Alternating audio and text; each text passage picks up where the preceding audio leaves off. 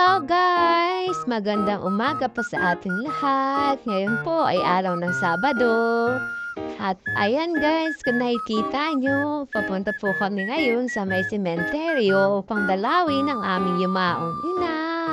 At ayan guys, medyo makulimlim po at maambon.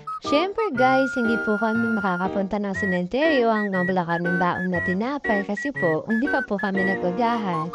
Ayan po ang aking mga kasama, si Jocelyn, si Erica at ang aking kapatid at pati mga aso namin guys. Siyempre kasama po namin. At habang iniintay po namin ang aking asawa guys, ayan, picture-picture lang, video-video lang po ako dyan sa paligid-ligid. Yan guys, kung nakikita niyan dito po kami sa palengke habang naghihintay po sa aking asawa na bumili po ng tinapay diyan sa bakery. And guys, shout out po sa mga tao na yan kahit di ko po kayong kilala. At ayan nga guys, dumating na po ang aking asawa. At ayan guys, nakikita niyo nagbibilang siya ng barya. Chine-check po niya yung mga sukli niya kung tama. At ayan guys, nandito na po kami sa sementeryo. Pasensya na po at hindi ko na video gawa ng maambon. Ayan guys, nakikita niyo po ang kaulapan. At ayan guys, nakapagtirik na nga po kami ng kandila na aking nanay. At ayan, hello guys! And guys, ang puntod ng aking ina. Ayan guys, nakikita nyo. Yan po siya. Ayan po ang lagi namin dinadalaw. At guys, umambon po talaga. Medyo nakalakas na. Kaya naglagay na po ako ng pandong sa aking ulo. Upang sa ganun, hindi po ako magpasakit. Mahirap po ang magpasakit guys. Kaya kayo, huwag po kayong magpapaulan.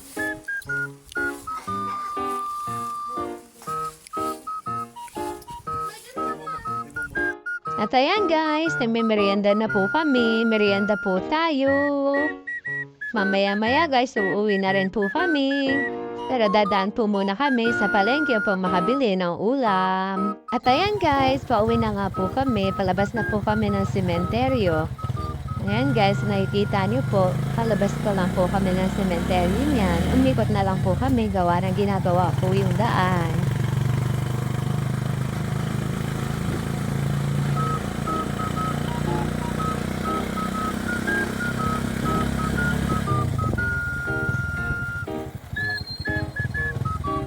At ayan guys, namimili na po ang aking asawa na ang aming mauulam rin tanghalian. At ayun nga guys, habang iniintay po namin ang aking asawa, ayan po ang aking mga kasama. Tignan nyo, masaya sila. At ayan guys, napunta rin po kami dito sa tapat ng grocery. Nagsagaran, makabili po kami ng mga pangangailangan namin sa kusina.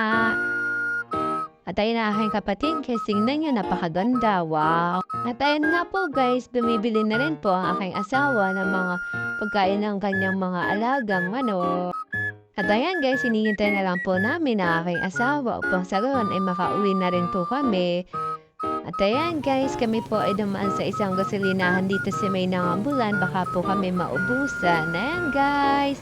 At ayan guys, hanggang dito lang po ang aking video. Maraming salamat po sa panonood. God bless you all guys!